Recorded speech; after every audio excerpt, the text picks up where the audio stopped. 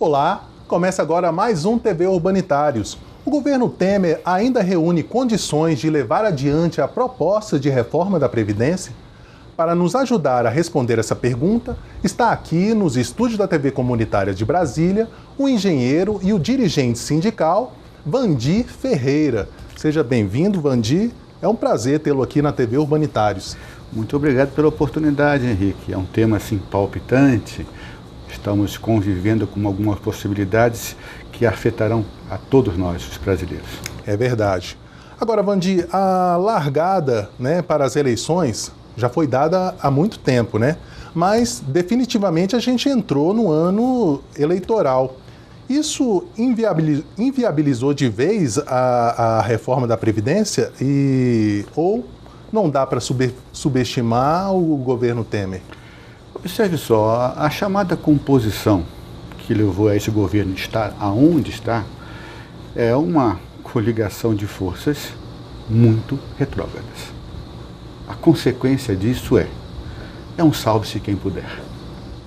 O final, a proposta, o conteúdo oferecido por esse governo não é a proposição de uma continuidade, mas sim salve-se quem puder. A consequência disso é um barco onde pessoas estão se engalfinhando para ficarem à tona desse mar.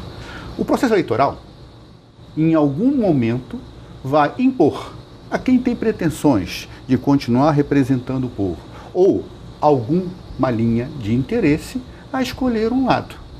E, por coincidência ou não, por sorte ou não, o ambiente de decidirmos uma coisa que impacta a todos nós brasileiros, a Previdência, pode ser um divisor de água para que quem tem algum tipo de tendência a querer a continuidade faça o jogo duro contra esse processo de reformar a Previdência brasileira.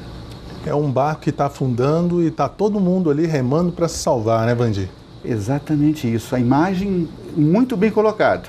A possibilidade de que muitos deles não se salvarão e que alternativas para o ato de se salvar é buscar o voto do povo, talvez seja o grande combustível de fazer o combate a esse ato contra o processo de reformar a Previdência nos moldes que estão. Agora, Vandir, o Congresso ainda está de recesso parlamentar e só volta no dia 1º de fevereiro, Mas o presidente interino em exercício, da Câmara, o deputado Fábio Ramalho, do MDB de Minas Gerais, que na verdade é o PMDB, disse nessa semana que será muito difícil, voltar a votar a reforma da Previdência no mês que vem. Dá para acreditar nisso ou é sempre bom duvidar? Vamos usar o próprio jargão dele.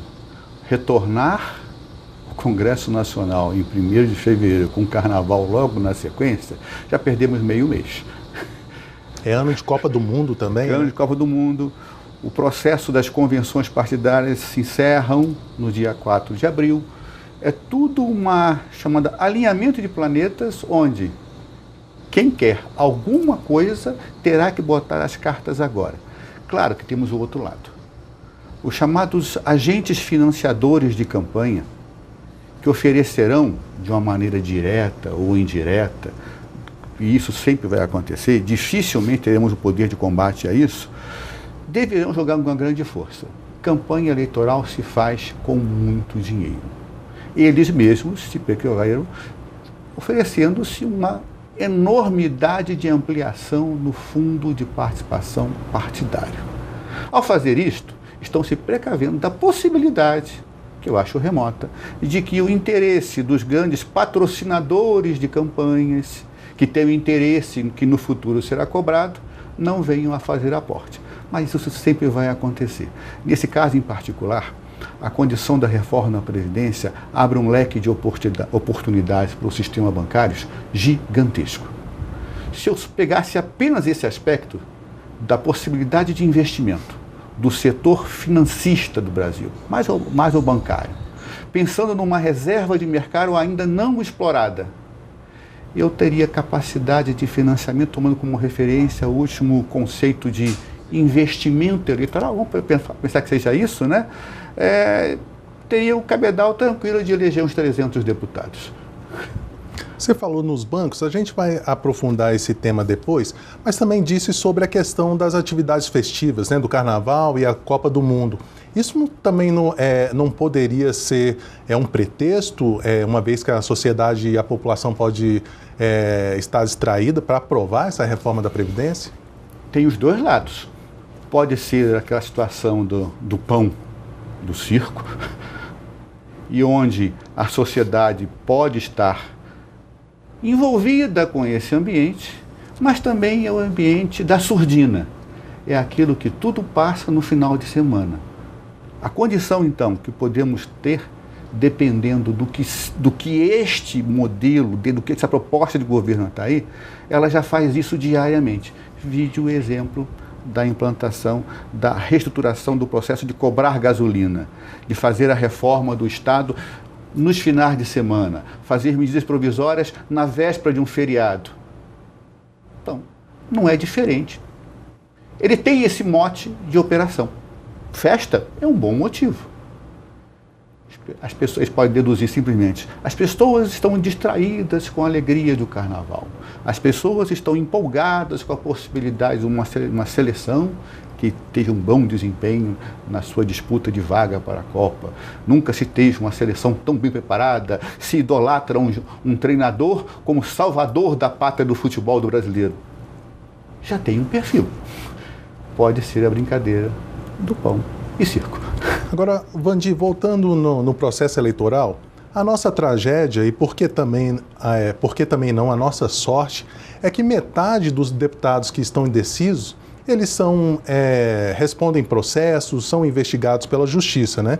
E precisam continuar com foro privilegiado para não irem para a cadeia, né?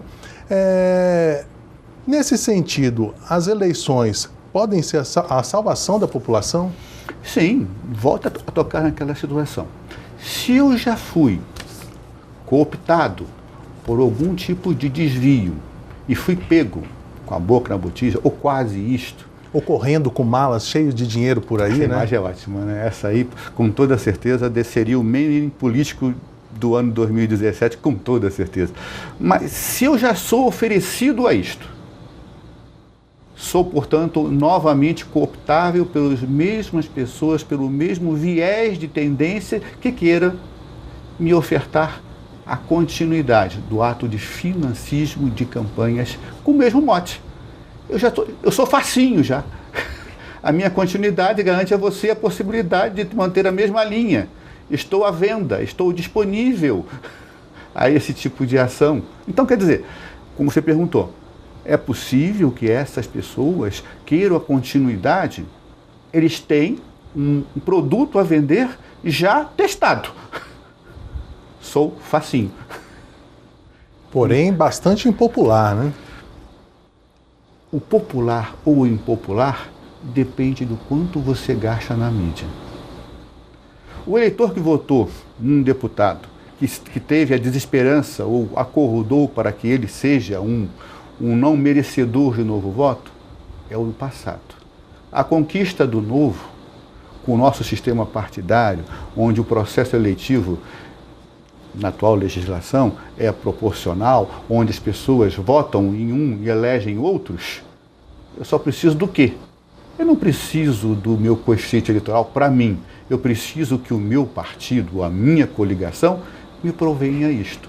Posso ter tido 100 mil votos e fui eleito. Talvez agora com 60 mil sou eleito. De novos eleitores que não me conhecem, que acreditaram na propaganda atual.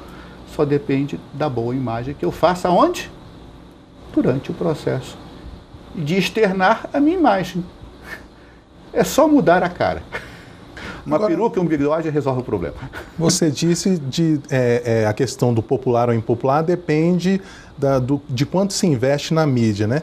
E o discurso do governo Temer é justamente a falta de dinheiro e de cortar gastos. Porém, em novembro do ano passado, especificamente, em novembro, o Congresso Nacional aprovou uma lei autorizando o repasse de 99 milhões de publicidade justamente para a mídia, para tentar aprovar a reforma da Previdência. Porém, tem uma pesquisa recente do Database de que 85% da população são contra a reforma da Previdência. Observação. Investir 99 milhões para fazer contraponto a uma consolidação de pesquisa. 85% das pessoas entrevistadas se demonstraram contra o que se apresenta como reforma previdenciária. Olhando a matemática da coisa, tinha pouco investimento em cima disso, tinha uma imagem negativa de que 85%.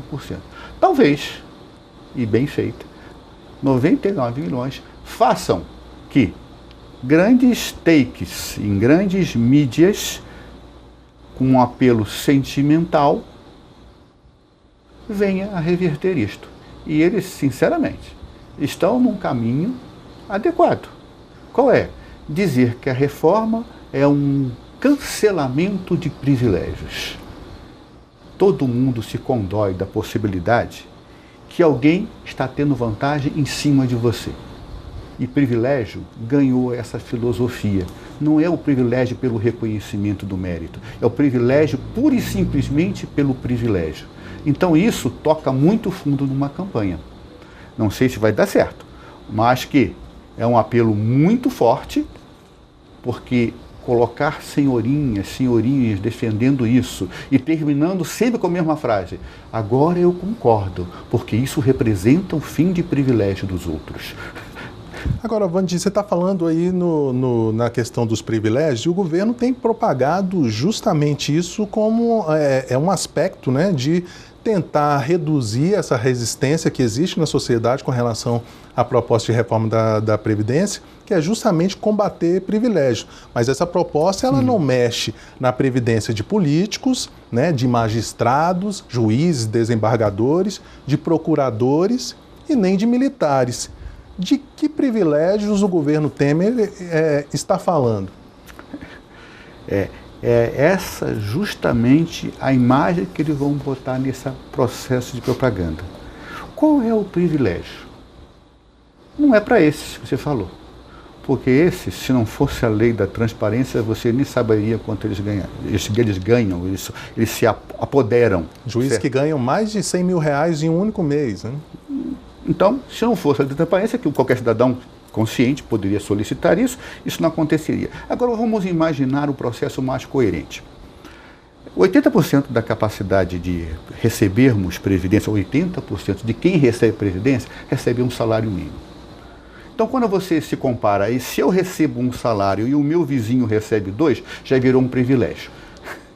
Como se, por ganhar... Se ele recebe 10, que é o limite, é um privilégio maior ainda. Então, botar numa mídia rasteira, sentimentalóide até, que o privilégio é isto, agrada aquele que abrange uma categoria de 80% das pessoas beneficiadas com o ato previdenciário público recebe um salário mínimo. Todo mundo, então, é um privilegiado, além de mim. Botar isso como pecha numa mídia, em alguma coisa, é muito fácil. Então, mesmo que ele não consiga envolver, porque não é interesse deles, rebaixar o salário ou ao ambiente de todos virarmos brasileiros e submetido ao teto previdenciário de 5 mil e poucos reais, teríamos o quê? Magistrados, militares, desembargadores, todo o ambiente político até restrito a isso. Não é interessante. São só apenas 500 e poucos deputados, são somente poucos senadores, são poucos juízes, são poucos... Não, é muito diverso. E os outros que ganham muito mais do que um salário que eu ganho, são esses que não poderiam estar ganhando. A imagem é fácil fazer. Construir essa imagem é muito fácil. Mas aí, nessa conta de deputados e senadores também inclui aí deputados, centenas de deputados estaduais, milhares de vereadores, né? Prefeitos. Mas eles não são as autoridades. A ideia é justamente essa. O brasileiro é muito compassivo com o conceito da autoridade. E eu tenho o meu poder de remover ele, e eu não uso, o nosso povo normalmente não usa, de 4 em 4 anos. como eu lhe falei antes na sua pergunta anterior, é só mudar um bigode ou uma peruca, já vira outro deputado. Como se nada daquilo anteriormente existisse, né? Agora, Vandi, com relação aí, a esses 99 milhões, né, que foram destinados para a imprensa, para a mídia, né, para tentar aprovar a reforma da Previdência, as consequências disso é que toda a rede de comunicação empresarial no Brasil, e aí é bom a gente dar nome, né, Bandeirantes, Rede TV, Record, Rede Globo, SBT, aí a gente vai para os canais fechados, né, Globo News, Band News, revistas, né, praticamente todos esses meios romperam completamente com as barreiras do jornalismo, né, para defender a reforma. A gente não sabe se a população vai se deixar enganar por essas propagandas, né, travestidas de jornalismo.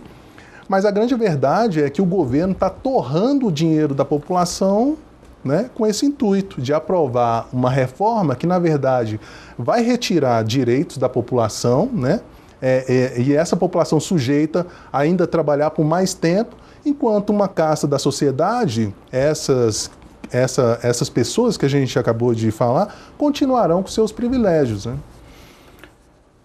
Henrique, imagina a seguinte situação, pensando na matemática.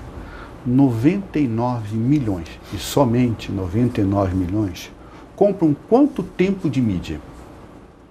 Não seria suficiente para fazer a reversão de um quadro, como você colocou, de que 85% da população é contra a privatização. O interesse não está no dinheiro, como você falou, apenas nos 99 milhões. É muito maior do que isso. O comprometimento desse arranjo de mídia não é pelo simples ato financista de conquistar a possibilidade de estar recebendo 99 milhões. Não é. É um ato político. A estratégia não é simplesmente sangrar os cofres públicos em 99 milhões. Os tempos que são dedicados a isto nunca seriam pagos apenas pelos 99 milhões. Transcende a isso. É muito maior do que isso. Por quê? Quando eu me ofereço a estar fazendo esse convencimento, não recebendo, entre aspas, o valor justo, muito mais do que os 99 milhões, o meu compromisso é com algo além. Eu diria assim, é a traição, é a destruição do Estado, onde seria a conquista de interesses sobrepujando o Estado. E não é o Estado, o governo, que está investindo 99 milhões. É toda uma estrutura que quer o Estado submisso a interesses muito particulares. Porque a reforma na Previdência gerará um impacto muito maior do que 99 milhões. Somente a ausência do que deixará de ser cobrado, como perdão, compararia-se. Todas as empresas de transmissão oficiais, públicas, particulares do Brasil. Só essa isenção oferecida como moeda de barganha. Que foi dada para outros setores, né? Para os banqueiros, para os grandes empresários, ruralistas, né? Então, quer dizer, o que é 99 milhões? Sinceramente, se eu perguntar para qualquer pessoa, é dinheiro pra caramba. Com toda certeza, como diria minha filha, as pessoas da nossa época, é muito dinheiro. Para qualquer cidadão como nós. Né? Seria uma rotina, é muito dinheiro. Não dá nem na Mega Sena, não é isso? A Mega Sena dá pouquinho, mas não dá. Mas, efetivamente, para o interesse maior, se eu devo 1 bilhão, 99 é troco. Não é assim que funciona? 10% do valor. Estou pagando corretagem. Saiu no barato. Quanto custa fazer um deputado? Depende do Estado. Proporcionalidade de voto. É assim que funciona. Só que a nossa defesa como cidadania, gente, é só uma. Fazer o contraponto, fazendo a resistência, elegendo pessoas que, pelo menos, nos ofereçam alternativas. Não digo que elas não vão ser cooptadas pelo ato do poder, Mas é importante acreditar que isso pode acontecer, senão vira anarquia. De certa forma, esse dinheiro também é para satisfazer os interesses econômicos dessas empresas de comunicação, né, Vandir? E, por outro lado, também a gente tem os bancos, que a gente conversou lá no início e deixei para que a gente retomasse aqui agora. Os bancos também têm muito interesse na reforma da Previdência, né? Até porque também são anunciantes, né, na mídia, na televisão, no rádio, nas revistas. Os interesses dos banqueiros estão completamente em voga aí nessa reforma da Previdência, né? Com certeza. No Brasil, o sistema bancário, ele prima por alguma coisa muito particular, oriunda do capitalismo mais rasteiro, lucro pelo lucro. Não é condenável se parte desse lucro fosse revestido em alguma qualificação, algum bem-estar. Porque é coerente isto sob a ótica estrita do capitalismo. Normal. E nós vivemos num país que se propõe, neste momento, a ser isto. Normal. O problema é a ferocidade que esse empenho deve ser. Quando eu compro o ambiente legislativo, ou submeto o ambiente judiciário a que isso ocorra exclusivamente em meu favor, é o condenável.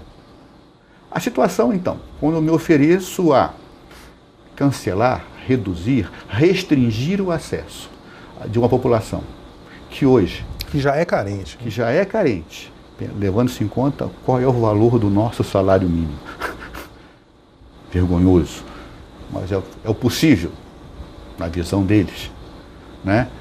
E oferecer a uma classe média que está acima do chamado conceito classes B, a sobre C, vamos falar assim, que levemente acima, né? Levemente acima. Ela tem uma capacidade de acreditar: o meu futuro é feito pelo meu esforço e meu trabalho e suor.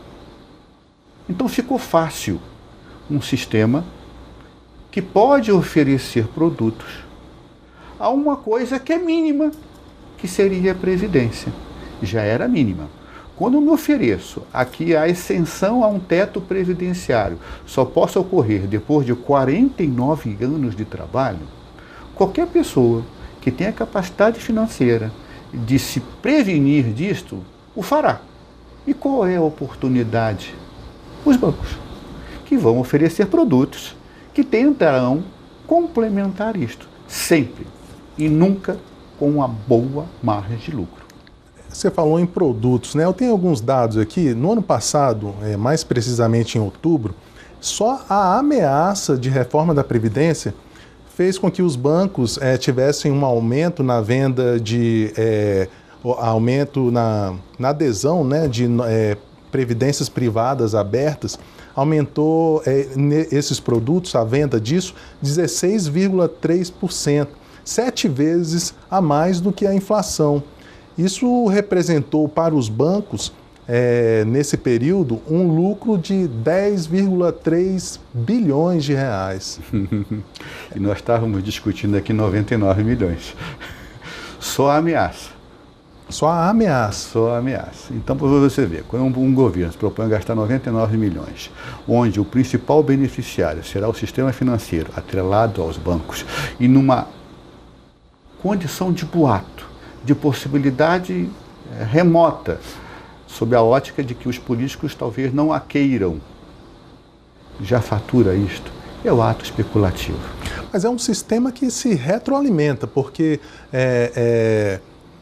são 99 milhões para a mídia, porém os bancos tiveram só com a ameaça 10 bilhões, os bancos são os principais anunciantes da mídia, então é um sistema que está bem concatenado ali, né? Mas é isso, a maravilha do negócio, é exatamente isso. Eu mexendo com poucas peças aumento o meu lucro. A carência é uma. As pessoas que podem comprar esses produtos vão comprá-los.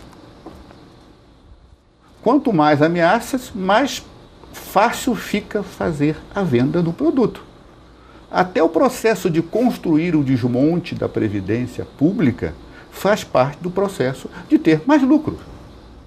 Porque se fosse um ato decisório, um ato onde hoje eu tenho, amanhã eu não tenho, e no meio do caminho não aconteceu nada, o lucro seria acontecer uma vez. Hoje eu tenho, amanhã eu não tenho, então vou comprar o que é possível ter.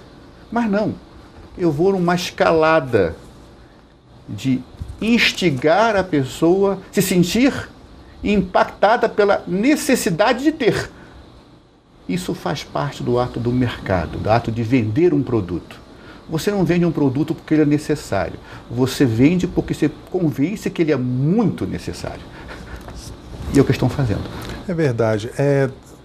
A produção já me avisa ali, Vandir, que o nosso tempo está chegando ao final, mas eu tenho aqui uns dados, também acho que seria interessante para a gente colocar para os nossos telespectadores e internautas, que essa ameaça de reforma da Previdência gerou um efeito colateral para o próprio governo.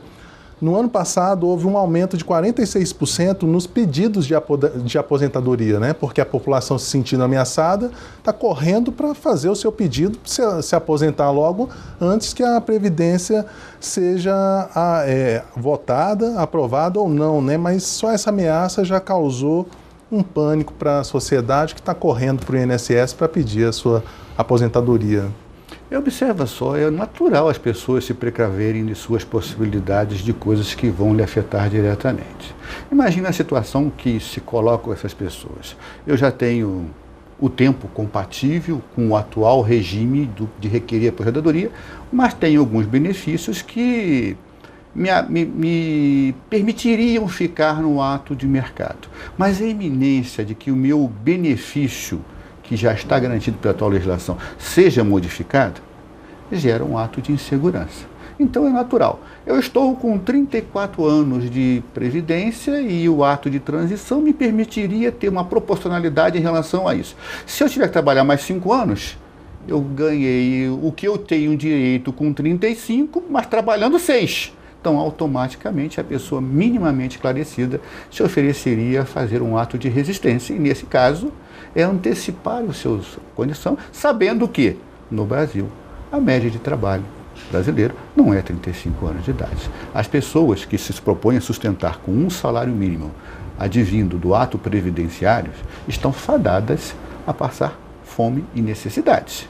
Quem se aposenta pelo ato social, pelo ato do reconhecimento de que trabalhou o tempo suficiente para receber um salário, você pode ter certeza, ele vai botar aquele salário oriundo da Previdência no bolso e vai ao mercado de trabalho buscar mais. Porque é insustentável admitir que uma pessoa com 35 anos de contribuições receba só isso. Mas é o que tem, é o que temos para hoje.